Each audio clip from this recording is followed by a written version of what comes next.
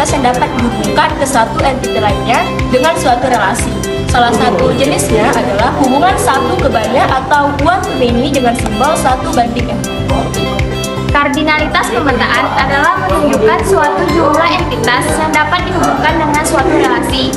Salah satu jenisnya one yang bersimbol m/1. Pemetaan atau rasio kardinalitas yang menunjukkan jumlah entitas yang dapat dihubungkan ke satu entitas lainnya dengan sebuah relasi. Salah satu contohnya hubungan 1:1 atau one to one dengan simbol 1:1. Kardinalitas pemetaan adalah menunjukkan jumlah entitas yang dapat dihubungkan ke satu entiti lain dengan satu relasi.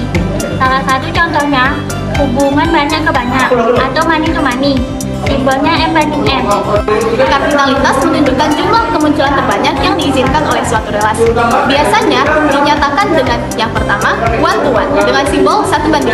Yang kedua one to many dengan simbol 1/n. Yang ketiga many to one dengan simbol m/1. Dan yang terakhir many to many dengan simbol m/n. Yang pertama menentukan entitas, yang kedua menentukan relasi. Yang ketiga gambar IRD sementara, dan yang keempat tentukan kardinalitas. Yang kelima, tentukan kunci utama. Yang keenam, gambar ERD berdasarkan kunci. Yang ketujuh menentukan atribut. Yang kedelapan memetakan atribut. Dan yang terakhir gambar IRD dengan atribut. Normalisasi adalah proses pembentukan basis data yang paling sederhana. Yang dimaksud dengan normalisasi adalah pengelompokan atribut data yang membentuk entitas sederhana. Proses pembentukan struktur basis data yang lebih sederhana. Normalisasi adalah proses pembentukan struktur basis data sehingga redundansi dan ambiguity bisa dihilangkan. Normalisasi adalah proses pembentukan struktur yang paling sederhana.